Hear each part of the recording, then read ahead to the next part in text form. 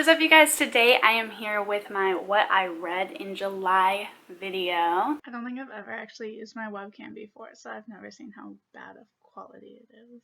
I just wanted to say a couple things while I'm editing. I wanted to say that I'm sorry that this is so late, but it took like a long time to edit because the files were being really weird for some reason. And then that's the other thing I wanted to say was that some of the files, like there may be like a split second where it seems like there should be a cut. And it's because every time that I keep trying to like process the video, my cuts keep getting rearranged for some reason. That's all I wanted to say. Sorry it's so late. Sorry it's kind of choppy, but I feel like I got it the best that it can be and you might not even notice it. That's all that I really wanted to say, so I hope that you guys enjoy this video and let's get back to it. I haven't done one of these videos in so long and I'm so excited because the last book video I did was in December and I haven't really read since. So I'm excited to be back into the swing of reading and of talking to you guys about it because I love BookTube. It's my favorite part of YouTube. So I read 5 books, 1 kids book, 2 middle grade, 1 YA, and 1 graphic novel. So a very good mix. The first book that I read was sent to me from NetGalley, and that was Out of the Ice. And this was a kids book that was non-fiction, all about archaeology and our past, which if you don't know, that's what I was going to school for. But it was very, very in-depth. I loved it. I thought it was very educational. I thought it was really cool. Graphics were beautiful. Knowledge was accurate. I loved it. And I read Maudlin Towers, Curse of the Werewolf Boy.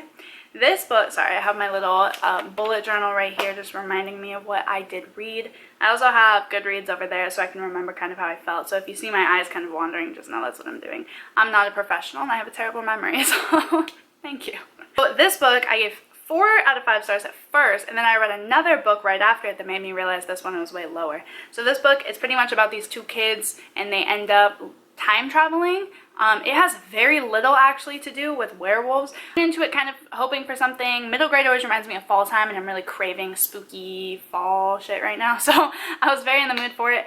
Picked it up thinking it would be kind of werewolfy, kind of, you know, fall time spooky. And it had maybe 10 pages about a werewolf, which I wrote in my Goodreads review that the name was terrible. It should have said something about time travel because it was very time travel-y. But it was okay. It's like written in that trying to be quirky, almost Lemony Snicket, very like almost Victorian era sounding. I don't know how to explain it, but if you read a lot of middle grade, then you know what I'm talking about. It was not written in a contemporary style. I don't like that style of writing, so I just don't think it flowed with me. Storyline though is cute. I think I laughed out loud maybe even like 2 or 3 times, but 3 out of 5 stars. Then the other YA book that I read was Library of Souls by Richard Denny, who is one of my favorite booktubers here on YouTube. If you don't know him, I will leave his channel up in the, I forget which side it is. I love him. He's one of those booktubers that just doesn't go automatically with the popular opinion, which obviously I love. I just really like him. I think he's a great guy and he is a very good author. I found out this month. It was good.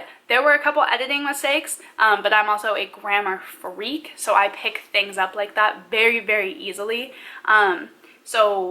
There were a couple times I was like, ooh, that should have like a comma, or that shouldn't have a comma. Like the littlest things that would bother me, but probably wouldn't bother anybody else. That was really my only complaint, was the editing was a little bad. Besides that, pace was fantastic, actual storyline was fantastic. I thought it was a creative idea. There were a lot of times that in my head I was like, oh, this is gonna happen, right? And then it would like do something different, which for me, watching and reading a lot of horror and thriller type of books, especially middle grade, have picked up like being able to call things out. But this one, it really threw me for a surprise. I loved it. I thought it was very vivid. I kept thinking how it would make an amazing movie, like a kids movie. It reminded me of like those old kids movies like Page Turner and like those really like exciting, cool, kind of mysterious ones. So I really, really did like it. The editing was the only thing that threw me off. He is writing the sequel called The Camp of Dread. I had to look it up, sorry, right now. And I do think I saw on Twitter that he got an editor for that. So I'm very excited for him. That's a huge step. And I think that it will be very, very good. I'm very excited for it. I already have it on my want to read, and I'm so excited. The only YA book that I read was #murdertrending, and this I also got sent from NetGalley. So all of them I got sent from NetGalley except Library of Souls. Obviously I wanted to support Richard in that, so got that one. But Murdertrending I gave 4 out of 5 stars.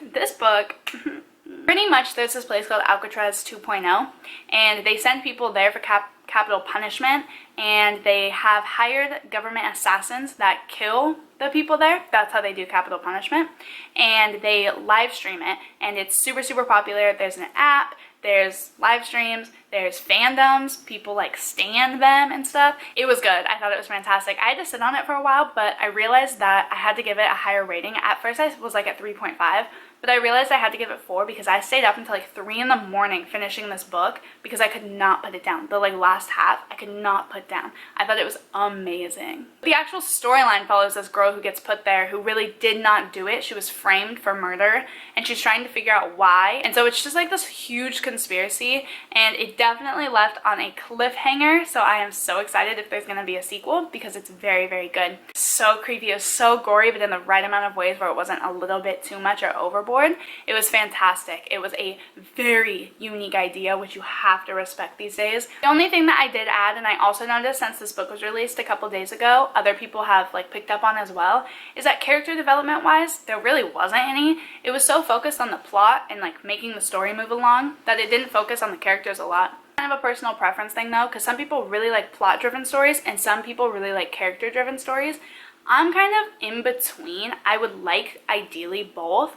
And this had that. It was definitely leaning more on the plot though. Our main character, Dee, she didn't really develop in any sort of way, even though she just faced this like huge tragedy. She just kind of like snapped and became like this total badass one day, but that's not really how it would happen, I feel like. I mean, of course you'd have adrenaline and you would kind of like switch, but to the extent that she did was unrealistic, and I just don't think there was any actual real development. I have a hard copy of this, and when I do, I think I'm going to give it a reread because I always feel like reading things hard copy wise is way different than audio or ebook. I don't know, I feel like every way that you could like possibly listen or read a book gives you like a different experience. So I want to see how I feel about it when I do dive into it on paper. But I wanted to study at Barnes & Noble one day, so I was like, fine, I'll just like read a book like when we go, because like that's my happy place. So I was like stoked on it. So I was like, I'll just pick up a book. So I decided just to get the Rick and Morty graphic novel, and I ended up only finishing volume 1, but obviously that's a 5 out of 5 stars. If you love the shows at all, you're gonna love the graphic novels. I read in July. I hope that you guys enjoyed this video. Be sure to subscribe and give it a thumbs up if you liked it today, and I will see you in the next video.